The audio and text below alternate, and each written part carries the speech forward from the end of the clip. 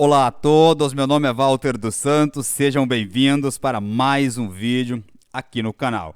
Pessoal, diante desse momento de crise, evidentemente que isso traz muitas preocupações para todas as pessoas. Dentre essas preocupações, eu recebi um número considerável de questionamentos no seguinte sentido: o Walter, diante dessa crise toda, é possível que o presidente da República faça um novo confisco da poupança, assim como aconteceu lá com o presidente Fernando Collor de Mello? Perceba o seguinte: na tela do seu dispositivo aparece a emenda constitucional número 32.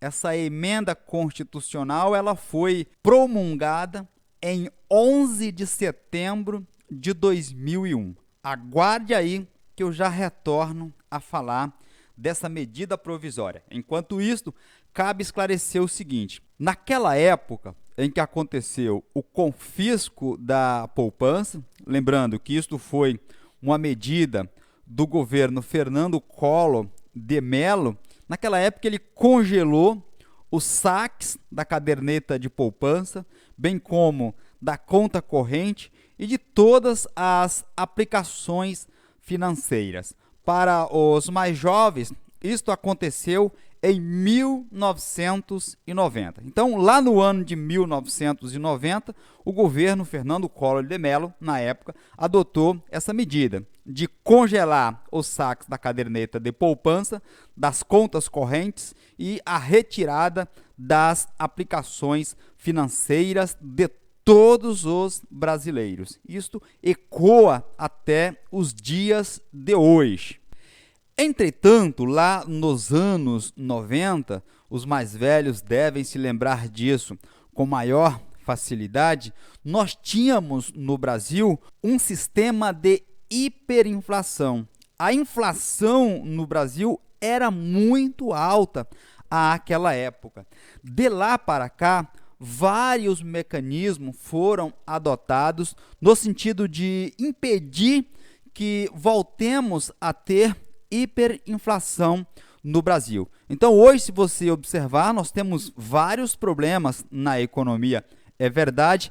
Entretanto, no que se refere à inflação, nós podemos dizer que a nossa inflação ela é controlada. Não é ainda a ideal, mas é controlada, notadamente se fizermos aqui uma análise em relação àquela época, que, como eu disse anteriormente, nós tínhamos uma hiperinflação no Brasil. E a medida utilizada pelo governo àquela época, Fernando Collor de Mello, foi exatamente o confisco para tentar controlar a hiperinflação que assolava o Brasil àquela época. Entretanto, se fizermos uma comparação daquela época com a atual conjuntura do Brasil, nós temos um cenário completamente diferente. Isto porque hoje, na atualidade,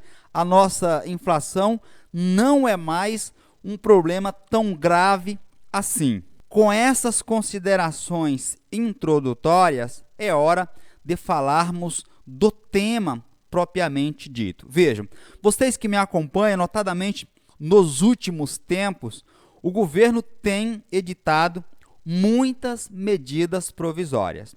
E a medida provisória seria o instrumento a ser utilizado caso o governo fosse adotar uma medida de confisco das poupanças e dos ativos, dos dinheiros em contas correntes e aplicações financeiras do brasileiro. Então, o atual presidente da República, ele faria isto por meio de uma medida provisória. É aí que entra a nossa emenda constitucional número 32 de 11 de setembro de 2001. Aqui nós mostramos na tela do seu dispositivo a lei seca, a lei nua diretamente do site do Planalto, órgão oficial do governo brasileiro para a publicação das leis, enfim, de todas as normas.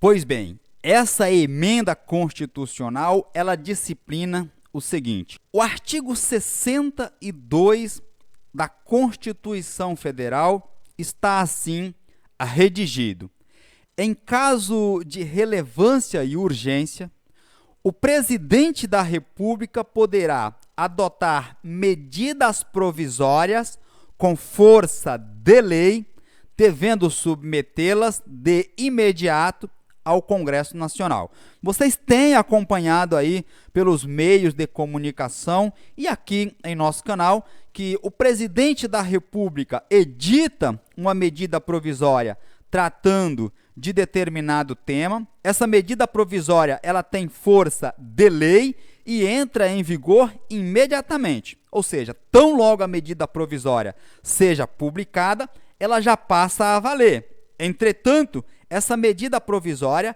ela tem que ser enviada ao Congresso Nacional, tem que ser submetida à apreciação do Congresso Nacional, e isto deve ser feito imediatamente. Então, o presidente da República edita e publica a medida provisória e, concomitantemente, ao mesmo tempo, ele deve submetê-la ao Congresso Nacional. Leia-se Câmara dos Deputados e o Senado Federal. Então, lá nós temos na Câmara dos Deputados Federais 513 deputados, nós temos 513 cabeças pensantes e mais 81 senadores para analisar esse ato do presidente da República, analisar essa medida provisória. Pois bem, e aonde entra aí a situação do confisco dos valores das poupanças dos brasileiros, do confisco dos valores dos ativos depositados nas contas correntes e dos investimentos financeiros do brasileiro? Vocês compreenderão agora. O presidente da República, conforme vocês puderam perceber na cabeça, no caput do artigo 62 da Constituição Federal, ele pode, dependendo da relevância e urgência, editar uma medida provisória, a qual tem força de lei, desde que ele submeta essa medida provisória à análise do Congresso Nacional. Entretanto, preste atenção aqui no que diz o parágrafo 1º do artigo 62 da Constituição Federal. O presidente da República pode editar uma medida provisória para todos os demais temas. Entretanto, é proibida, é vedada a edição de uma medida provisória que verse sobre as seguintes matérias: se a medida provisória tratar de nacionalidade, cidadania, direitos políticos, partidos políticos e direito eleitoral, não pode, será proibida a edição da medida provisória que verse, que trate dessa matéria. O presidente da República não pode, e se ele assim o fizesse, não teria qualquer validade. Até porque o legislador constituinte, na sua infinita sabedoria, não ia deixar isso na mão de qualquer um. Por quê? Nós sabemos que de tempos em tempos troca de presidente da República. E pode ser que entre um louco e comece a legislar sobre todas essas matérias. Então, o legislador constituinte, na sua infinita sabedoria, disse: nós vamos limitar o poder dessa pessoa. E então fez a redação desse dispositivo de tal forma. Vamos continuar. A linha B, matéria que trate de direito penal, processual penal e processual civil, não pode ser editada medida provisória. Que trate da organização do Poder Judiciário, do Ministério Público, a carreira e a garantia de seus membros, também não pode ser editada medida provisória para tratar desse tema. Eu já chego lá, preste atenção, foque em mim. Que trate de planos plurianuais, diretrizes orçamentárias, orçamento e créditos adicionais e suplementares, também não pode, o presidente da República não pode editar medida provisória nesse sentido. Observe aqui, medida provisória que vise a detenção ou sequestro de bens de poupança popular ou de qualquer outro ativo financeiro, preste atenção aqui, ou de qualquer outro ativo financeiro, não pode ser editada medida provisória. Então, se o presidente da República, por mais louco que ele seja, ele vá dormir e acorde com as calças fumaçando e diga: eu vou editar uma medida provisória para sequestrar os bens dos brasileiros, para sequestrar os valores depositados nas poupanças dos brasileiros, nas contas correntes, nos investimentos financeiros, e vai passar a valer a partir de agora. Não pode, porque o legislador constituinte não era louco de deixar uma possibilidade dessa para que o indivíduo que demonstre descontrole emocional se elegesse presidente da República e editasse uma medida provisória no sentido de sequestrar, de tomar, de roubar, de confiscar os bens dos brasileiros, de confiscar os valores depositados em poupanças, em contas correntes, em investimentos, leia-se, ativos financeiros. Nós não deixaremos que qualquer pessoa faça isto. Por isso mesmo, o texto constitucional veda, proíbe essa possibilidade pelo presidente da República. Ele pode editar uma medida provisória para todas as outras coisas, menos para confiscar, para sequestrar os valores depositados em poupança. E aqui finalizando, respondendo aos questionamentos que me foram feitos, o presidente da República,